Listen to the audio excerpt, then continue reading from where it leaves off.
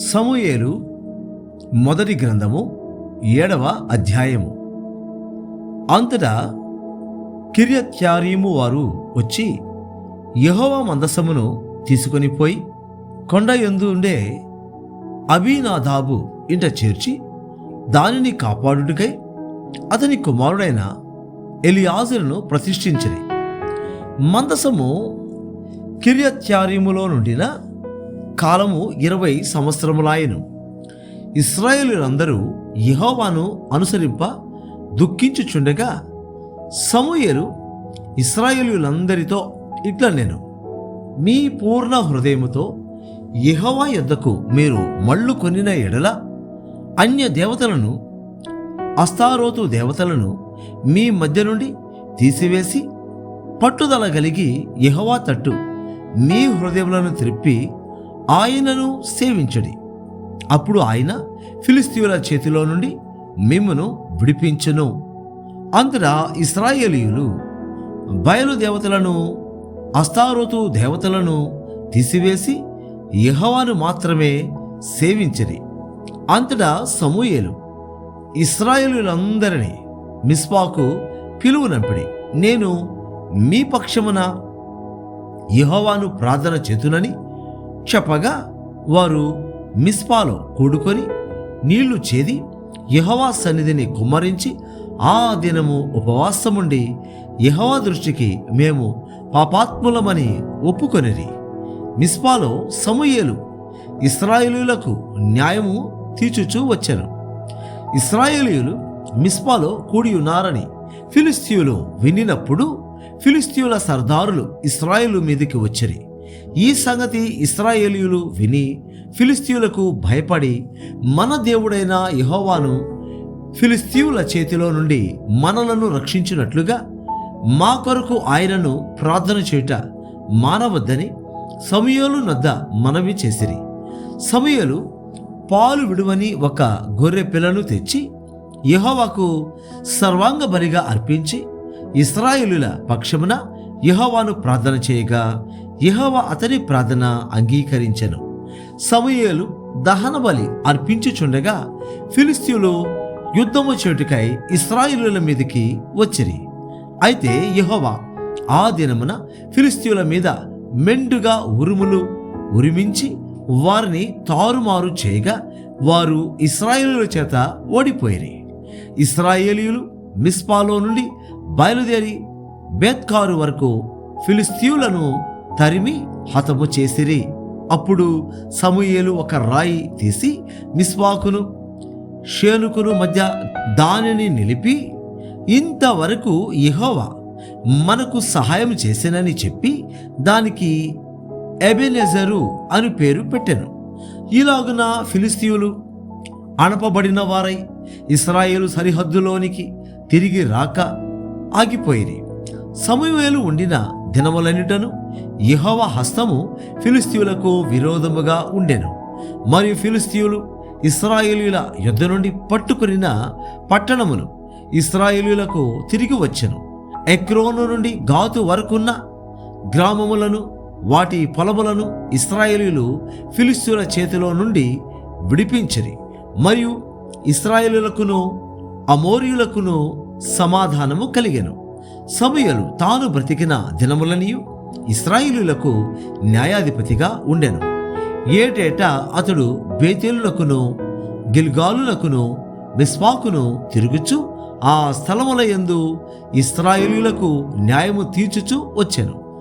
మరియు అతని ఇల్లు రామాలో నుండినందున అచ్చటికి తిరిగి వచ్చి అచ్చట కూడాను న్యాయము తీర్చుచుండెను. మరియు అతడు అక్కడ యెహోవాకు ఒక బలిపీఠము కట్టెను. సమూయేలు మొదటి గ్రంథము 8వ అధ్యాయము. సమూయేలు వృద్ధుడైనప్పుడు తన కుమారులను ఇశ్రాయేలీయుల మీద న్యాయాధిపతులుగా నియమించెను. అతని జ్యేష్ఠ కుమారుని పేరు యోవేలు, రెండవ వాని పేరు అబీయా. వీరు బెర్షెబాలో న్యాయాధిపతులుగా ఉండిరి. అతని కుమారులు అతని ప్రవర్తనను అనుసరింపక ధనాపేక్షకులై లంచములు పుచ్చుకొని న్యాయమును త్రిప్పివేయగా ఇశ్రాయేలీయుల పెద్దలందరూ కూడి రామాలో సమూయేలు నద్దకు వచ్చి, చిత్తగించము, నీవు వృద్ధుడవు, నీ కుమారులు నీ ప్రవర్తన వంటి ప్రవర్తన గలవారు కారు గనుక సకల జనుల మర్యాద చొప్పున మాకు ఒక రాజును నియమింపుము, అతడు మాకు న్యాయము తీర్చునని అతనితో అనిరి. మాకు న్యాయము తీర్చుటకై రాజును నియమింపుమని వారు అనిన మాట సమూయేలు దృష్టికి ప్రతికూలముగా ఉండెను గనుక సమూయేలు యెహోవాను ప్రార్థన చేసెను. అందుకు యెహోవా సమూయేలునకు సెలవిచ్చినదేమనగా, జనులు నీతో చెప్పిన మాటలన్నిటి ప్రకారము జరిగింపము. వారు నిన్ను విసర్జింపలేదు గాని తమ్మును ఏలకుండా నన్నే విసర్జించి ఉన్నారు. వారు నన్ను విసర్జించి ఇతర దేవతలను పూజించి నేను ఐగుప్తులో నుండి వారిని రప్పించిన నాటి నుండి నేటి వరకు తాము చేయుచూ వచ్చిన కార్యములన్నిటి ప్రకారముగా వారు నీ ఎడలను జరిగించుచున్నారు. వారు చెప్పిన మాటలను అంగీకరించుము. అయితే వారిని ఎలబో రాజు ఎట్టి వాడగునో నీవే సాక్షివై వారికి దృఢముగా తెలియజేయము.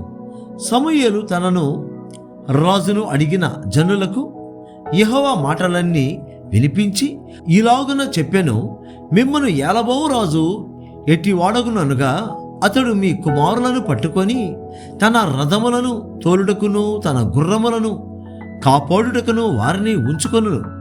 కొందరు అతని రథముల ముందర పరిగెత్తుదురు, మరియు అతడు వారిని తన సైన్యంలో సహస్రాధిపతులుగాను పంచదశాధిపతులుగాను నియమించెను.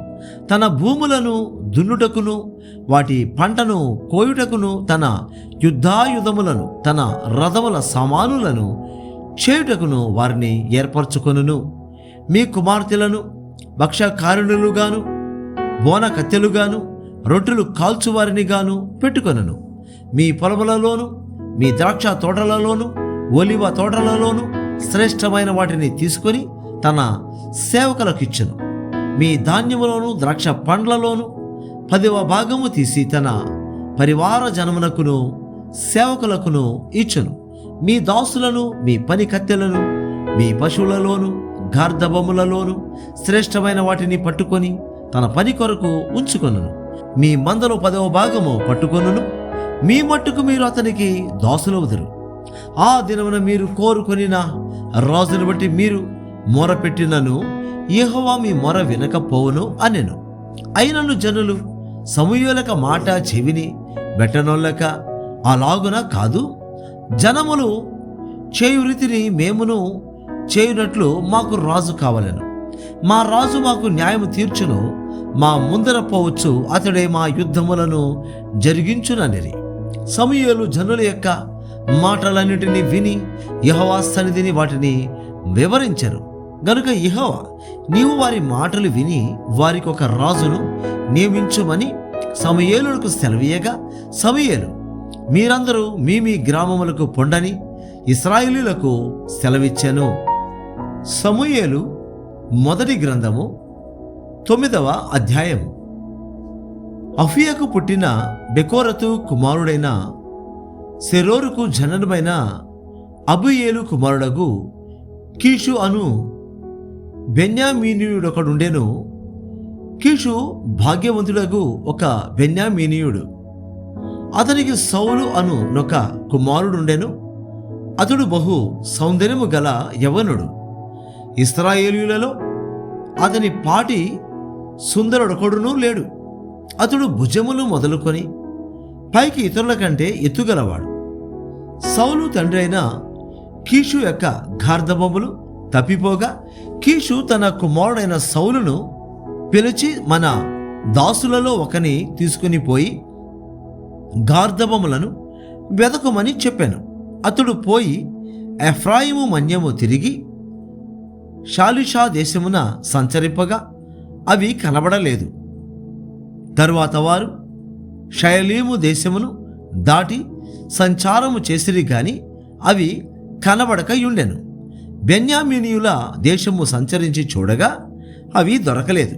అయితే వారు సూపు దేశమునకు వచ్చినప్పుడు మనము తిరిగి వెళుదము రమ్ము, గార్ధముల కొరకు చింతింపక నా తండ్రి మన కొరకు విచారపడునేమో అని సౌలు తన యొద్దనున్న పనివానితో అనగా, వాడు, ఇదిగో ఈ పట్టణంలో దైవజనుడు ఒకడున్నాడు. అతడు బహు ఘనుడు. అతడు ఏ మాట చెప్పునో ఆ మాట నెరవేరును. మనము వెళ్ళవలసిన మార్గమును అతడు మనకు తెలియజేయనేమో అని అతని యొద్దకు వెళ్ళుదము రండని చెప్పాను. అందుకు సౌలు, మనము వెళ్ళునెడల ఆ మనిషికి ఏమి తీసుకొని పోవుదుము? మన సామగ్రిలో నుండి భోజన పదార్థములు సరిపోయినవి.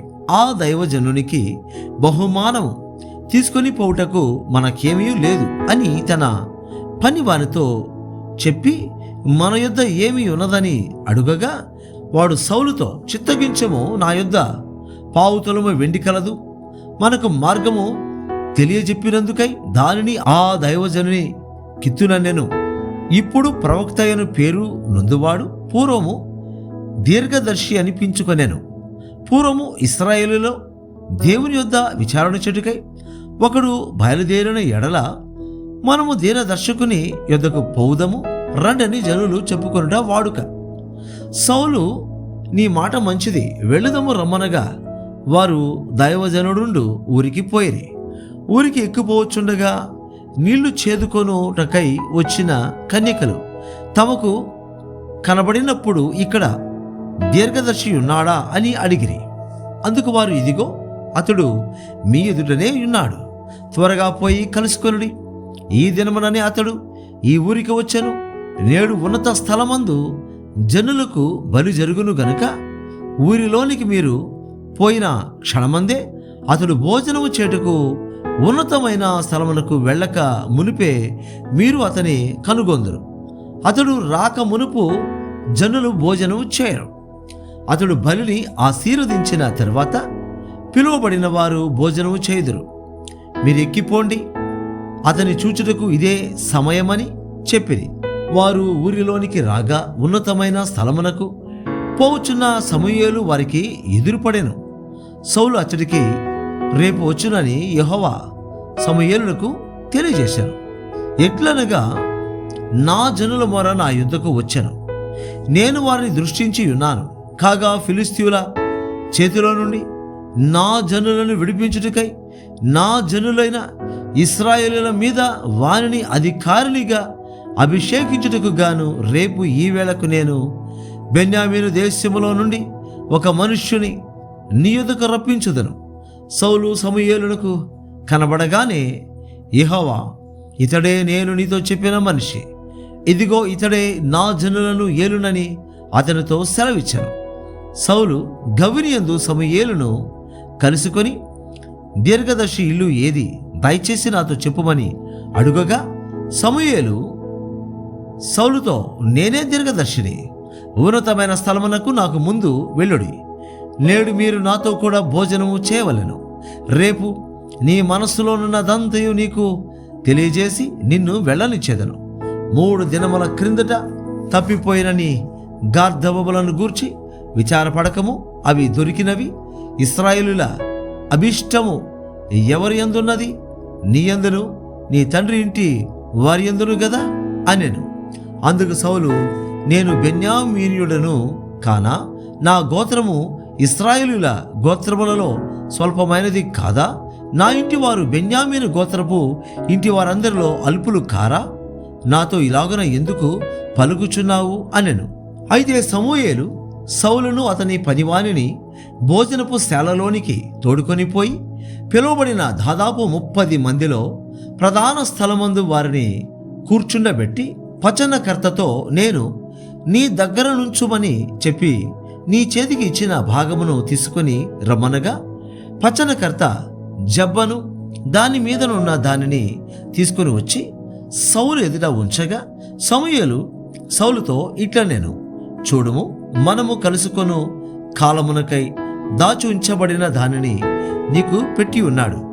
జనులను పిలిచితినని నేను పచనకర్తతో చెప్పినప్పుడు ఇది నీ కొరకుంచవలసినదని చెప్పి తిని, ఆ దినమున సౌలు సమూయేలుతో కూడా భోజనము చేసెను.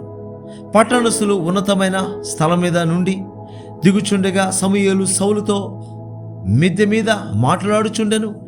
మరునాడు తెల్లవారున్నప్పుడు సమూయేలు మిద్దె మీదనున్న సౌలును పిలిచి, నేను నిన్ను సాగనంపుటకై లెమ్ము అని చెప్పగా సౌలు లేచెను.